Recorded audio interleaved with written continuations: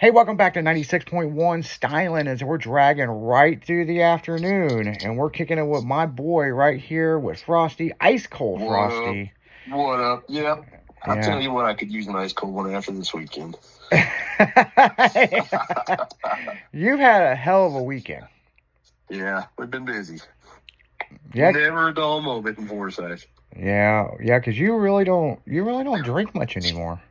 No, I don't. I bought here's terrible. I bought a 12-pack earlier this summer.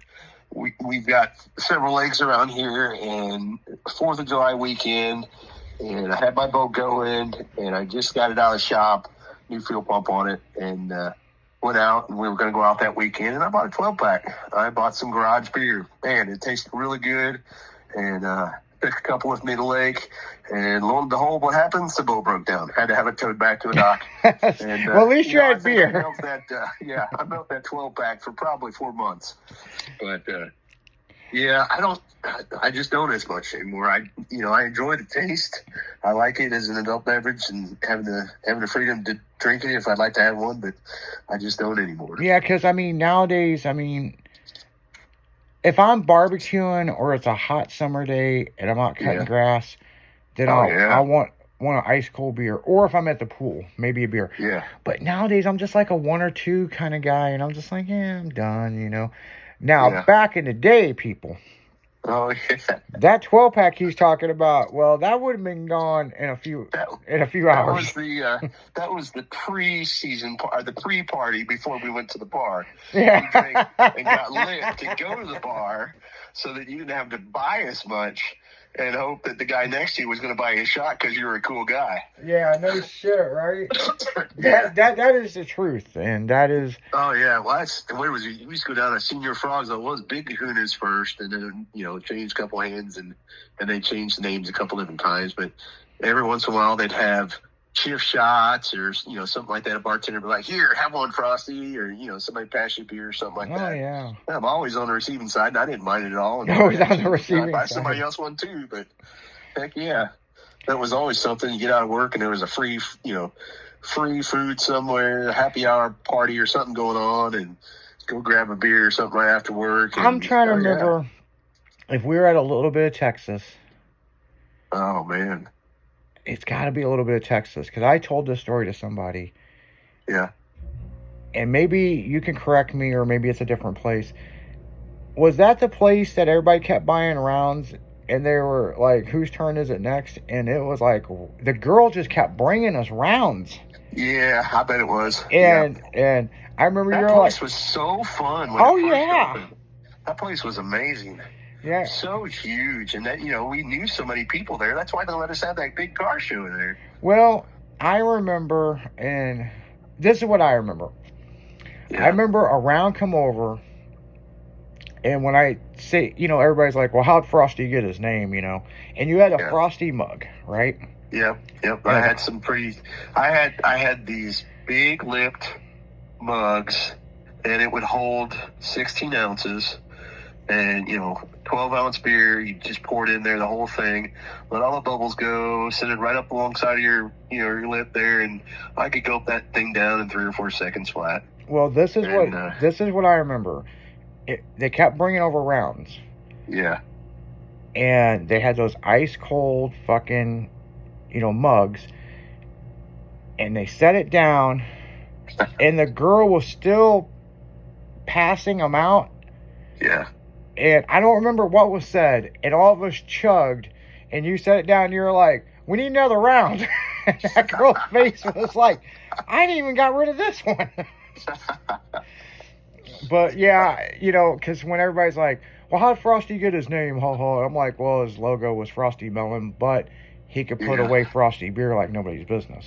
And they're like, hell yeah, you were there, you remember. And I'm like, hell yeah, I was there. I definitely remember. It was crazy because I had a fake ID. Yeah. But I'm with all these older guys, and nobody questioned me. And I was like the smallest guy, No, yeah, I can remember I remember when I was 21, and when we went to, I don't know if it was Senior Frogs at the time, but when we went in there, said, hey, just don't tell the owner, because I think Ruben was the manager, I think, at the time.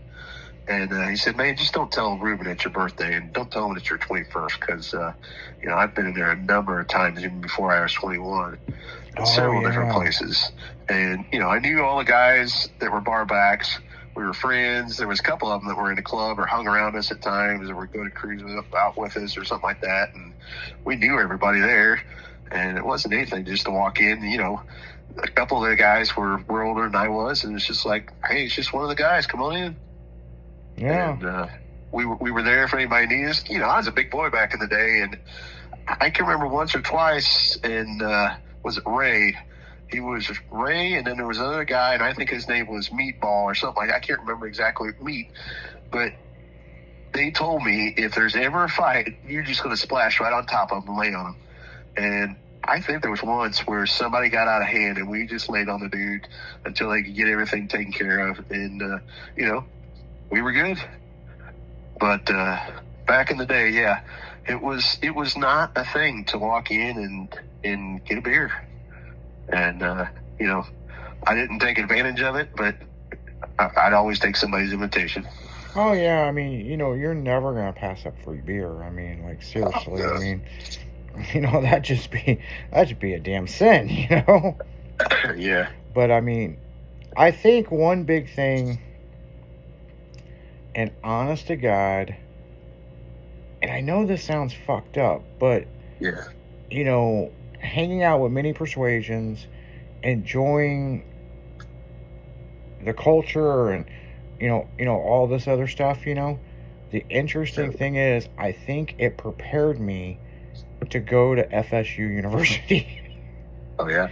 Because I could damn sure drink because I was prepped, Yeah. And we could put away some beers. Well, that was Budweiser or Bud Light. I mean, heck, we were all from St. Louis. We owned shares in the company. Yeah, back when Augie still owned it, and we could put them down pretty quick too. And the girls in the beer tub, we were always good to tip them out. They liked us, and if whenever we had they had problems, they could always gather around and push somebody away or whatever else. They liked us, and we got a lot of respect out of that too. But it was a different time back in the day too than it is today.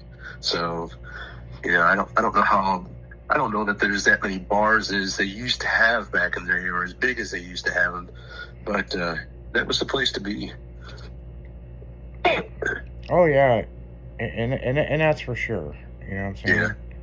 Wednesday night, you had ladies' night. Thursday night, there was always some kind of special going on. Friday nights was party night. Saturdays, whether you're going to Jukebox or Frogs or Big Kahuna, or if you're going to go East Side or wherever you're going to go, it was the thing to do, and beer just went along with it. And that's how it goes hand in hand. And beer's always a good time. I mean, shit. I mean, even if you go to a ball game or a sporting game and stuff, Oh, yeah. I remember, and this is how old we are, and they outlawed the fuck out of this. You used to be able to go to a high school football game and buy beer. Yeah. Yep. Well, that was the good old times. Yeah, that's, I grew up, this is me talking, I grew up in a Catholic church, and when I was a kid, even before I turned 16, I lived in Florissant, and we would ride up on our bicycles to church, and there was a number of us that, that the priest there, whoever, would hire us to come up on the weekends, cut grass, clean the yard, take care of trash and different things, and get them prepared for the weekend. And we, on occasion, shame on me, would sneak into the teacher's lounge down in the school, and there was a tap in the teacher's lounge. But, shit. It was there, but, anytime we had a big carnival or something like that, or a festival was going on at church, they always had a beer garden. Mm-hmm. Knights of Columbus always had beer gardens here and there, and, it was just common to have that happen, it seemed like. Yeah, I mean, things back in the day were a lot more open with beer.